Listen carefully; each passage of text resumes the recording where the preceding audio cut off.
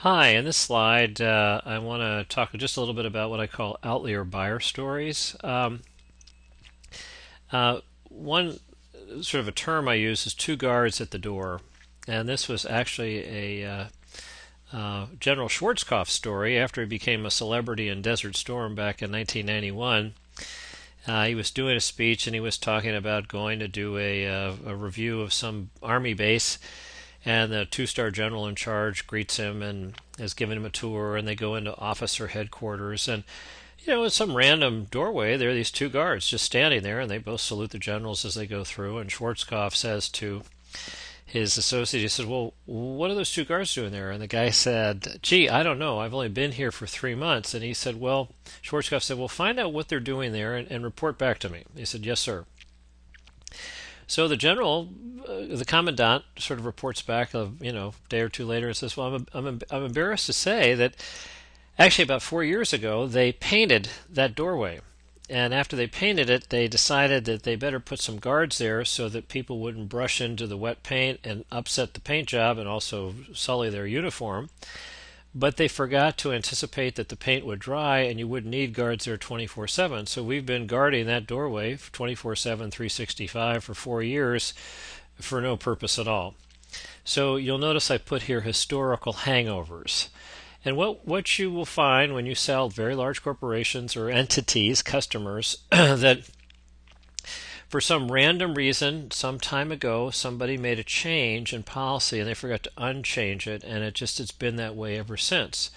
So when you start to look at customers and look at their SKUs that are the most unprofitable, look at the invoices that are most unprofitable, you see enormous activity costs, so the customer's a total loser. You may find things like these stories. When I first was doing my first turnaround back in the mid 70s, I was just eyeballing through credits.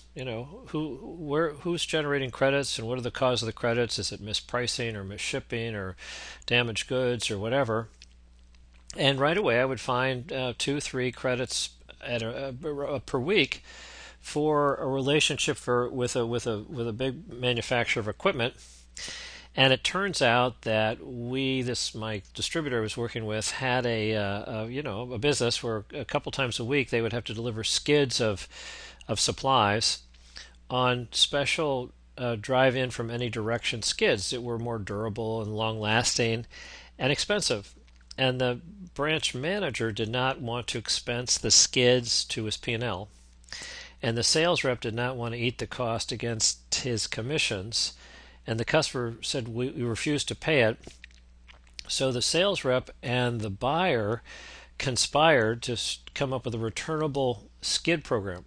So the distributor would deliver 2 or 3 skids of stuff, and the customer would give him 2 or 3 empty skids to take back. So when we delivered the skids or the stuff on the skids, we billed them for the skids, but when they gave us 3 returnables, recyclables, we gave them a credit for that. So 2, 3 credits per week, 50 weeks a year, 150 credit, 100 to 150 credits. If you think about the paperwork costs going on here, it was multiple times the cost of the skids. Now the skids had been bought.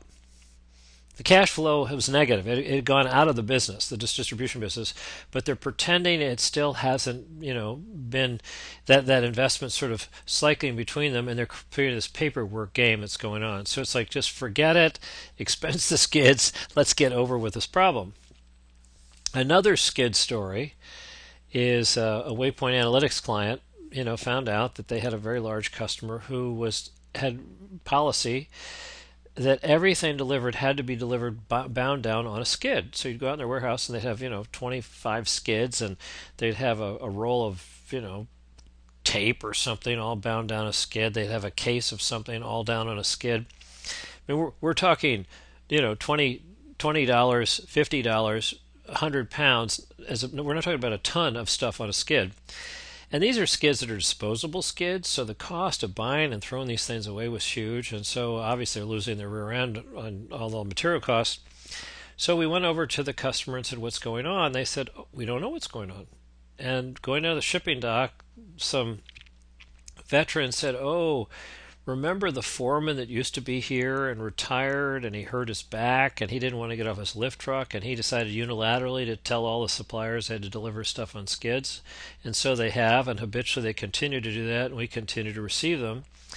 And that's what happened. So these are two guards at the door stories, and you're going to find them. When you have 1,000 active customers, at the bottom you're going to find 5, 6, 7, 8, 9 customers that have got these bizarre stories. You also will find buyers who have their own sort of personal agendas, and they kind of subvert the system to take care of it. I had a client who was a Coca-Cola bottler of all things back in the 80s, and they had a chain of convenience stores that was, on total was profitable. Out of the 50, 60 stores, most of them were profitable, but one of the stores was unprofitable because they were delivering every single day to that store. And they didn't have line item profit analytics at the time, but if they did, they might have noticed, because we went out and found out what the story was. The branch manager loved Cherry Coke. And Cherry Coke was not a normal stock keeping unit. But if he had Cherry Coke delivered to the store for his own personal consumption, then he could, and I don't know how the details I didn't get, but I'm not sure if he just was taking the Cherry Coke or if he was paying, reimbursing his employer, but he was buying the Cherry Coke and getting the Cherry Coke at wholesale price and a good contract price at that. And he would put it in his backpack and he would ride his bike back home. So he commuted to the C-store where he took care of. And he couldn't buy any more than a couple six-packs in his backpack, otherwise it was too heavy. So the solution was just to have, the bottling company deliver to a store every single day as opposed to once a week. And that's why they have a huge small order problem going on at that place. So the solution is to go to the store manager and say, how about if we deliver a year's supply of Cherry Coke to your garage, kind of thing, and just take care of the problem that way.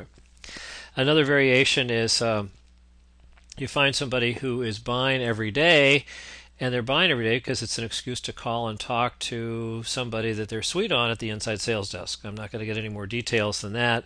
But what you find out is, the moral of the story is that pockets of waste and inefficiency in big accounts, or maybe just systematic, the entire account is a huge loser, because you may have some human irrationality or personal agendas going on that have become habitual. And you just have to smoke them out and be patient and unwind them and get them, going right so that both parties do a lot better. So that's the end of these stories. Watch out for two guards at the door, historical hangovers, and odd buyers. Thanks.